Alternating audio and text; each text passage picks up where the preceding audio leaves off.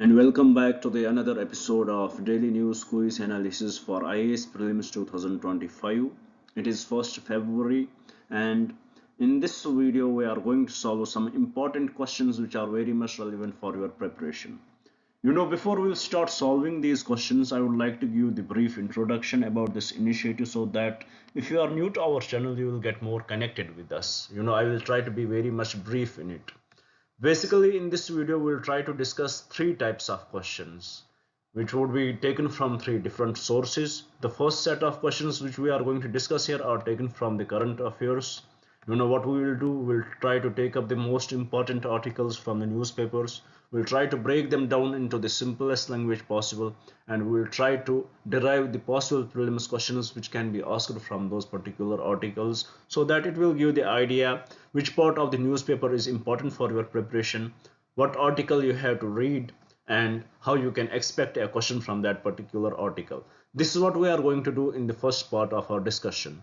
After solving questions with respect to current affairs, we will shift our approach to the second part of our discussion, where we will discuss a static topic from your static syllabus. Currently, we are discussing Indian polity, and in Indian polity, we are discussing the office of the president. Currently, in the office of the president, we are discussing the powers of the president. So today, we will discuss some powers of the president and try to derive a possible prelims question from that particular part and give you the idea how the question can be asked. After discussing questions with respect to current affairs and the static part, we will shift our approach to the last part of our discussion, where we will discuss a previous year question.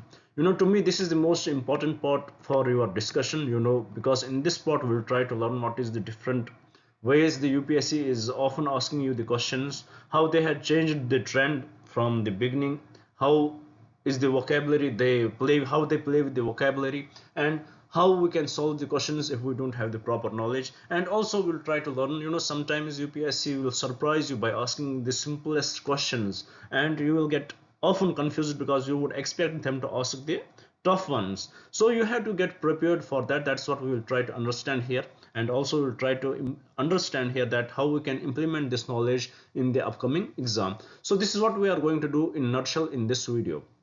Now, before we will start discussing these questions, I would like to request you guys, please do write down these questions, do note down these questions, and develop your own question bank. To me, this is the most important thing you can do with these questions. If you have these questions, if you have the stock of these questions when your exams are there, what you would do, you would just revise these questions. These questions would definitely connect you with the current affairs. It will connect you with the static part. It will connect you with the previous year questions. And before exams, if you revise them, it is definitely going to boost your confidence. And also, as we discussed, what are our sources? So there are chances that many questions can coincide. If not the questions, as I always say, the statements can coincide. If not the statements either, trust me, these would be the concepts where from the questions would be asked in the exam. So with this, I would like to request you guys, please do note down these questions, do develop your own question bank. With this, one more request to you guys, please do subscribe the channel. When you subscribe, it helps the channel grow. Please do share it with your friends so that they may also get connected with this initiative. And also please do write in the comments what do you feel about the video. Now, without any delay, let's start with the first question here. As you can see here on the screen, the question is with respect to private sector investment. You may ask me a question here, sir, why always we are bringing questions with respect to private sector investment? What is the need for that? We had already understood it. But trust me, different articles are framed in different ways, and we need to understand those articles. We need to understand what is important for your UPSC preparation, and that's why we are bringing such questions again and again. Now, why we had brought this question here today? As you might be aware of that the finance ministry, they had released the economic survey. They had tabled it in the parliament, and today's today's newspaper discussed about various things which the economic survey highlighted. So with this, we had brought the first question here, and the article which discussed about the private investment, the article basically talked about even though there is decline in the growth of Indian economy, but the economic fundamentals are very robust. Even though there is decline in the growth of the Indian economy, but the economic fundamentals are very much robust. Economic fundamentals are very much robust. So here we have to understand, first let's understand what these economic fundamentals are. These economic fundamentals is not anything like rocket science. It is simple what we know. It is about the inflation, whether it is controlled or not right now. It is very much under control. The upper limit plus minus 2%, it is within the limit which was proposed. So inflation is under control. What are the forex reserves which we have? It is approximately around 600 $600 billion. It is also great. What is the employment rate? The employment is going up, even though there are many unemployed people in our country, but employment, there is much work on the employment too. And what is the proposed growth rate for the financial year 2026? What is the proposed growth for the financial year 2026? It is approximately estimated that it would be around 6.4 to 6.8. So everything, the fundamentals with respect to Indian economy are very much great. There is nothing to be worried about. But here the survey also talks about there are some concerns. And what are those concerns? Right now currently we are trying our best to reach the to achieve the status of developed nation. And we have this ambitious target to achieve it within the year of 2047. In 2047 we want to achieve this target of being the developed year. For that to be the developed year in 2047, is the growth which we are achieving right now, for example the growth which we are achieving right now, 6.4 to 6.8, is it enough for us? Is it enough for India to become the developed nation by 2047? The answer to this question is absolutely no. We need to have the better growth than that. To achieve this status, we need to grow at approximately, according to the experts, our growth rate should be around 8%. Our growth rate should be around 8%, and it should be the real GDP growth rate. So this is one of the concern which the author suggests. And also if we see the down the degrowth of our economy, the slowdown in our economy, and the reason for that given by the economic survey also was the lack of private sector investment in our economy. And there were different reasons given in this article. Basically in a few days back we also discussed that the consumption demand, it has been going down. That is also one of the issue there. The private sector is investing less. We had seen there are various reasons, like there were elections in our country, the uncertainty was there in our country. And also, and the author here suggested that in the third quarter of every year, the consumption demand is usually high. But unfortunately, this year also, in the third quarter itself, the consumption demand was very low. So there was definitely all these factors which get combined together that lead to the less investment from the private sector. And that is also one of the concern which the economic survey has highlighted. Now, what can how we can increase it? Because when there is lack of consumption demand, so what does that mean, lack of consumption demand? It means that people don't have money in their hand. When people don't have money in their hand, they cannot consume. So what can the government do? They can provide employment. When you have the employment, you have money in the hand, you can consume. So this will definitely drive the private investors into the country. So this is one of the way we can do it. And also there can be some regulational changes to attract more FDI, which is needed right now, with the economic survey highlighted. So this is the whole discussion why we had brought this question here. I hope you had understood it. I hope you had understood what the economic survey actually expressed, that even though we are slowing down, but the economic fundamentals in our country are very much stable. So with this, let's try to solve the question and get more idea about it. As here you can see on the screen, the question is with respect to private sector investment. Let's read the question first. The question says, in recent years, private sector investment in India has shown a declining trend. Which of the following are the most significant reasons for this decline? So here we have to find out what are the most significant reasons for the decline. Usually I would like to mention one thing. Whenever such questions are asked, why do you have to give the reasons? Why do you have to give the applications? So most of the times, if you don't know the answer, most of the times there are chances that all the options are correct. It is the trend which UPSC follows. Most of the times all the options are correct. It would not be the always, but what I'm trying to express here, that if you don't know the answer and you are stuck with the question, the best guess would be to go for the all of the above. So now let's read the statements here one by one. First statement, let's read the question again. Private sector investment in India has shown a declining trend. Which of the following are the most significant reasons for that? First statement: high levels of non-performing assets in the banking sector. 100% correct. When there are non-performing assets in the banking sector, it leads to crowding out of the private sector. Second statement: uncertainty in global economic conditions and trade tensions. 100% correct. This is one of the reason. uh, because of this, there is this uncertainty in the global market and the private sector does not want to invest.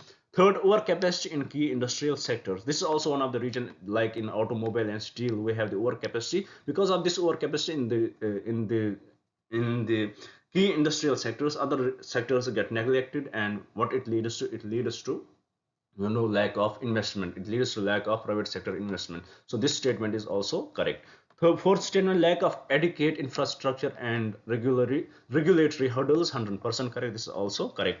Fifth statement: decline in consumer demand and weak rural economy. 100% correct. There is definitely decline in consumer demand because people don't have money in the hand, because there is a lot of unemployment.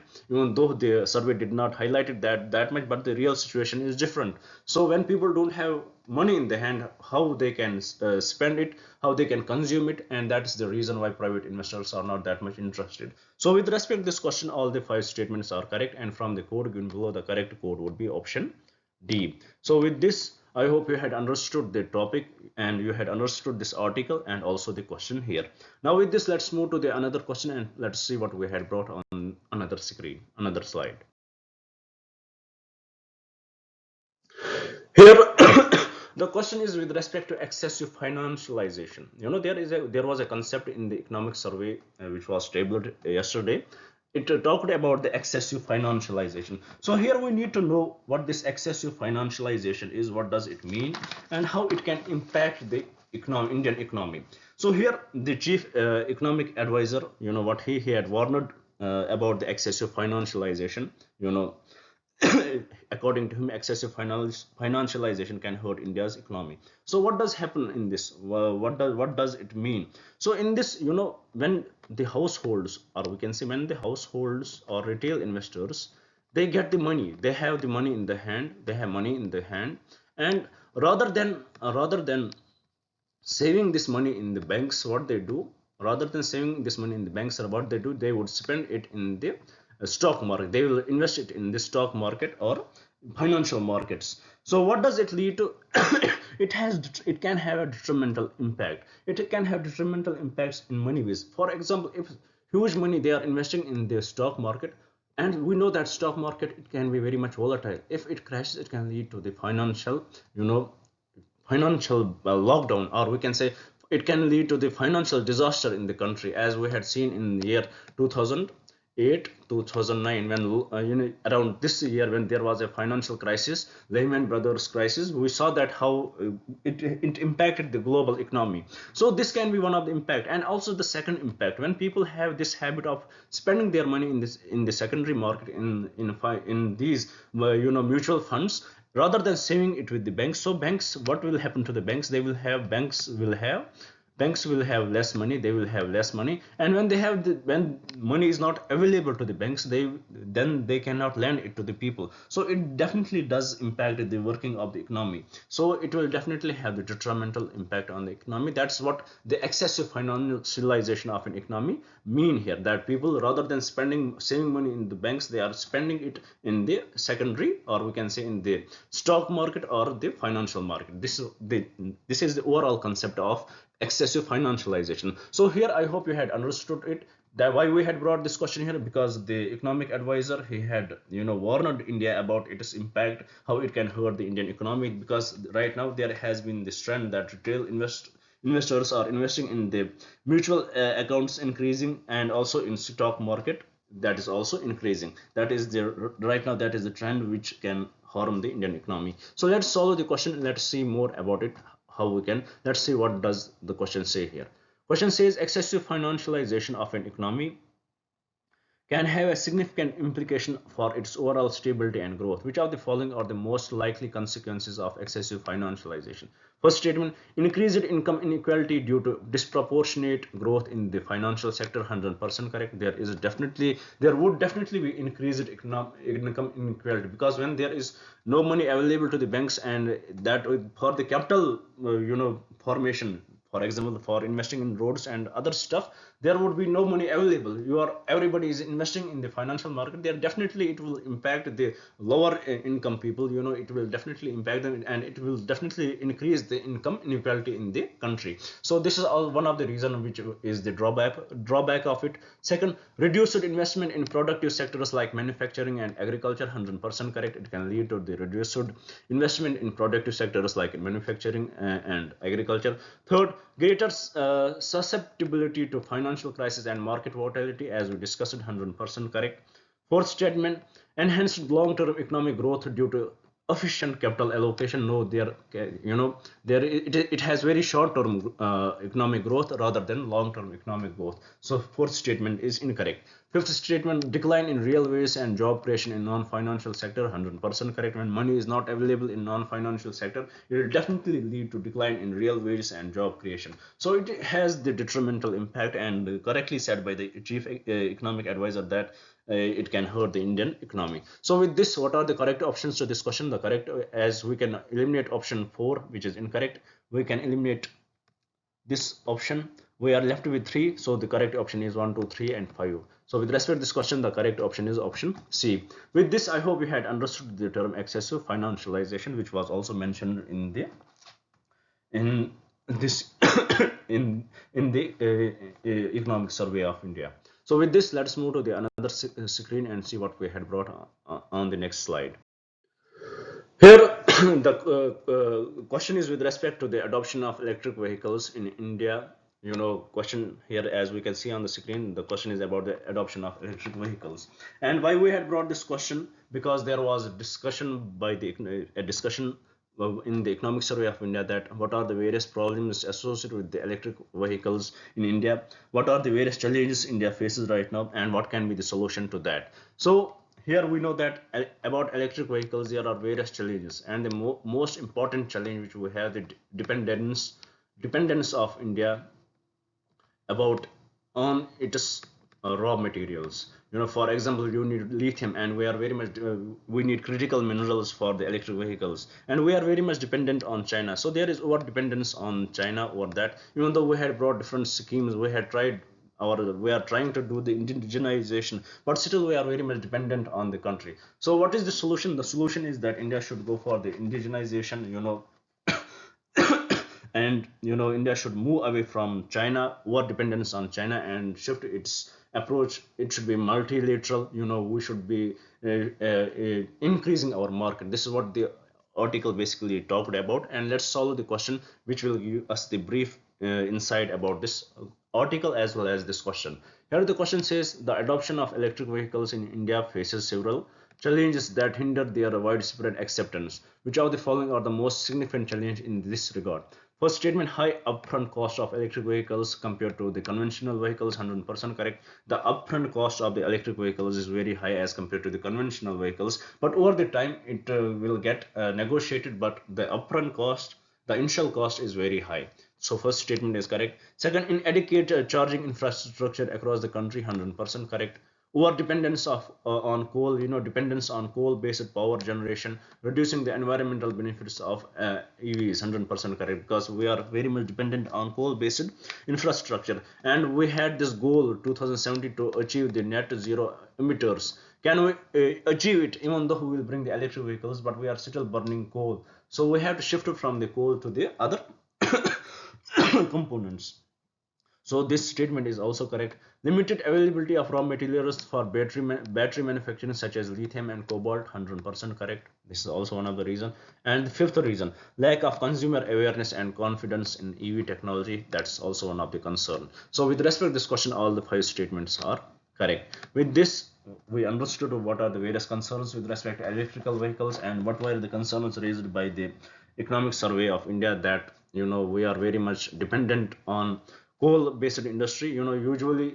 But this time, even though it highlighted the need for achieving the net zero emission, but still it also highlighted that right now we are not in a position to to shut all these coal power plants because we need them very desperately. And also it talked about the indigenization of this industry. So with this, I hope you had understood the question as well as the topic why we brought this here.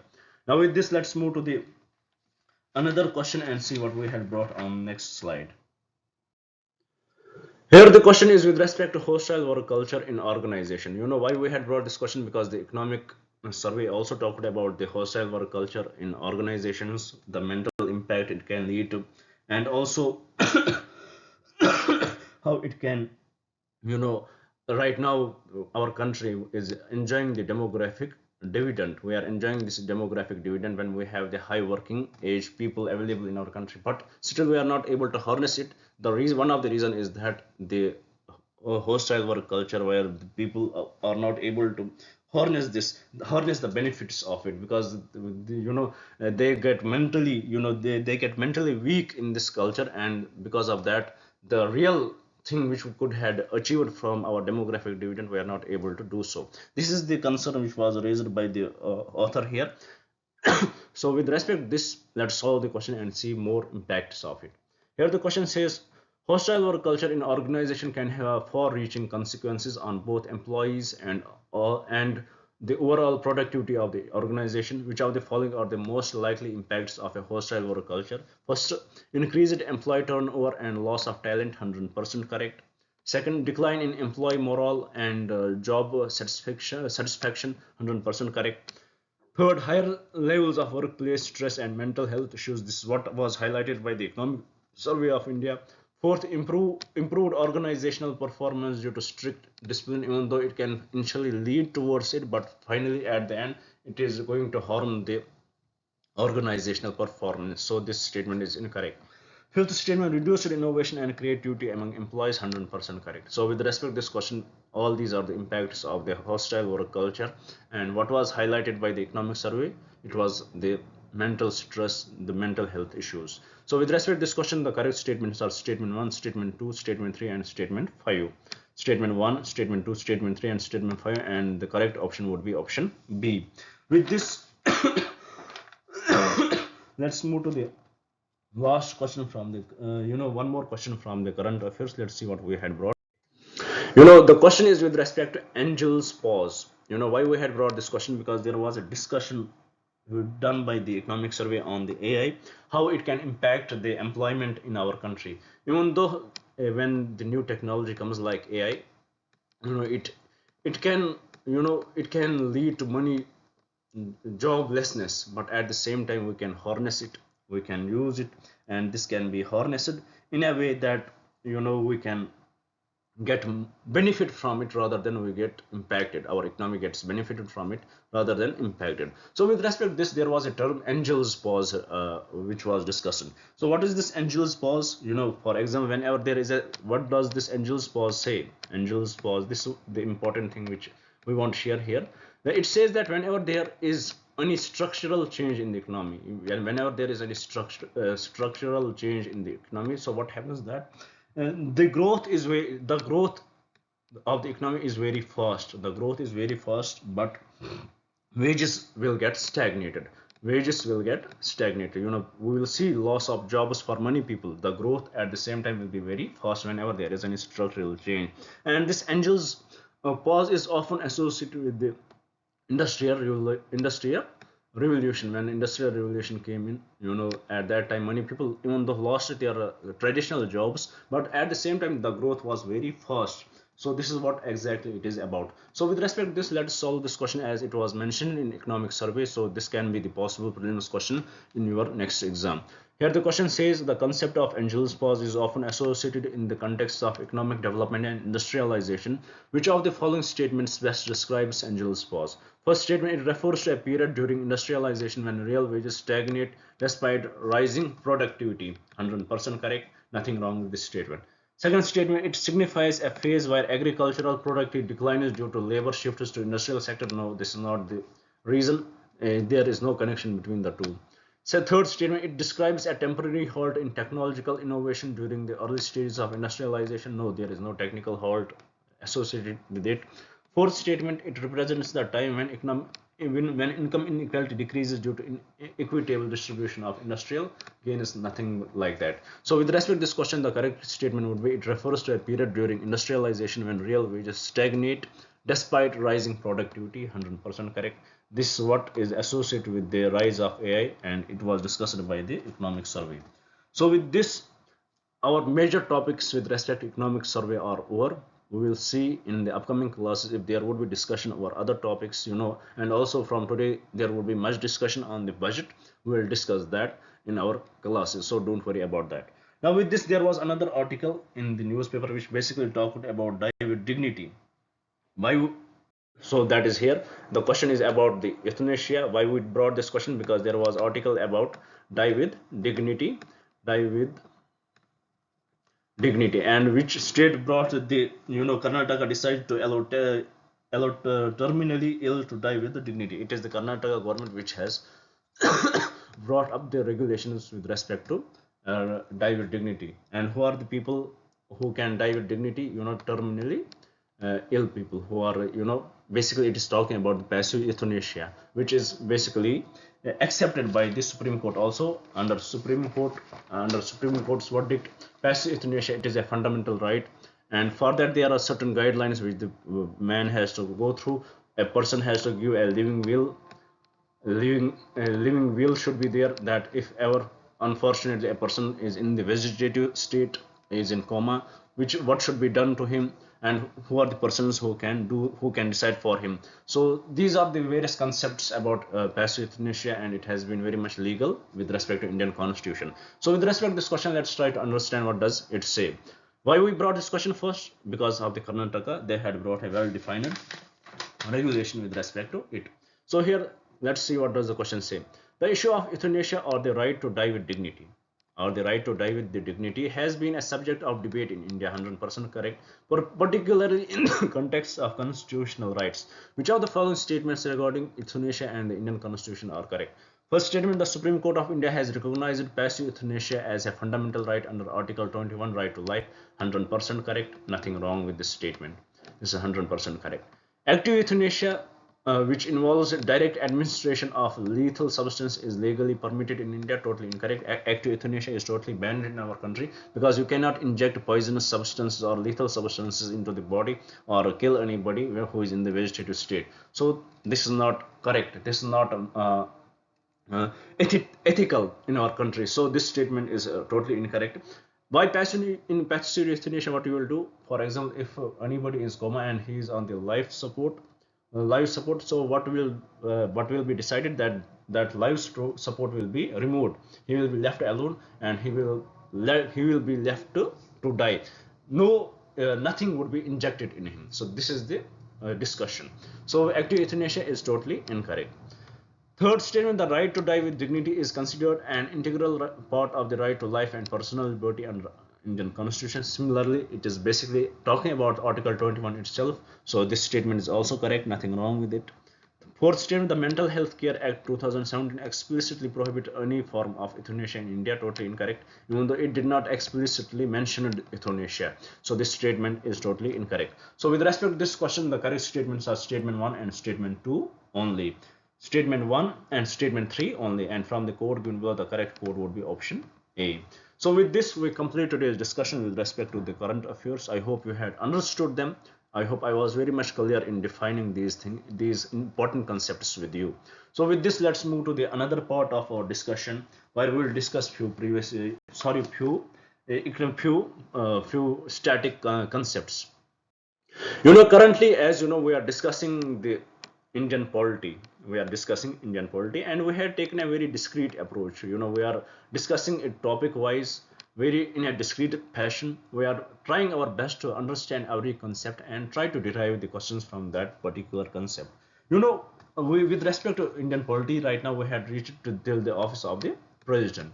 And in Indian president, we had discussed about his role. We had discussed about qualification, we had discussed about term of office, we had discussed about the conduct of election of the president, we had discussed about the electoral college, we had discussed about the proportional representation, we had discussed about his impeachment, we had discussed about the oath of office, privileges, independence of the office, we had discussed his relation with the union council of ministers, and we are right now discussing the powers of the president. In our previous classes, in our previous two classes, we discussed about the administrative powers of the president. So today we are going to discuss some diplomatic powers of the president, which is very much important, on which the question can be asked. So what are the diplomatic powers of the president?